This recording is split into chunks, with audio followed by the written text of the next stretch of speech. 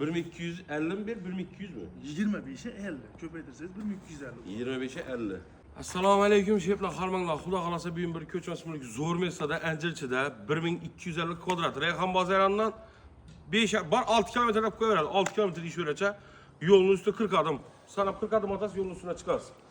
Bu yandan uya girsak bo'ladi. Bu yandan o'zi bir meva bosib qo'yadilar, siqlatadi. Ayrim sabablarga ko'ra sotib ochibdi. Bu yanda bir ustaxona açib qo'yadilar. Narxlar elde aytib o'taman.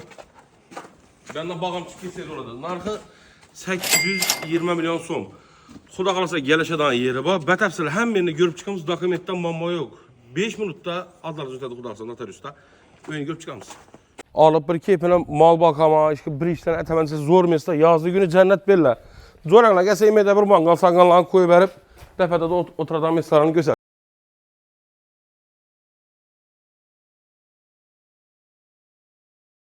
Konserler bazı sivetler yarıp işlep tuttu. Özü birle de gaz bara daxı doğru mu? Yine durttuk bu masa kaç yolla. Hazı yok lekin. Hazı yok. Şimdi ulu dalan. Bir gireverste 10 kola girip yine 10 oynasak bir de bir zal yine. Bir spalni. Nerede spalni ululuğu? İskilok ha? Peş bağ. Beren bir zal. Zaldan çıkıp bir anda bir mehmanlar sohbetinden yeren. Karang indi bir de ne ola getirdi ne ola kaldı. Hem merse kaldı fakat bir tane kaldığını yalamada deyiz. Giyinden alas bol tamam. Şu galı ne o kazak kaldı. Bir değişik olmata. Bir anda kuchnya.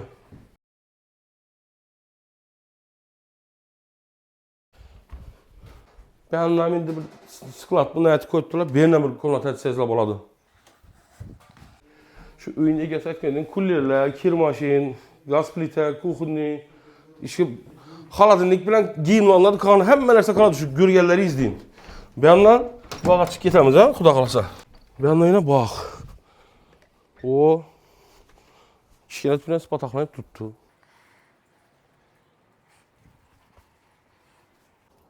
Giyin yine caylar. Ben ya garajdan ötüp keseyizler. Garajdan girgen işi berem şu oyuna haddinde. Kim beyanam göstereceğim sizi. Bu şu zaboraça beyanam şu oyunu haddinde. Mal koy bakadan toçyalar törde mesela tayar. Yine aytıp ötemen dostlar 1250 kvadrat narxı 820 milyon so'm. Dokumentda umuman muammo yok. Notariusda 5 minutda Xudo xolasa aldılarınıza ötedi. Mülk egesinin nomerlerini kaldıramiz. Məlumatlarını telefon vurup sorab nətəvərəsə gəlişədən yeri ba. Alğı adamı nəsib etsin.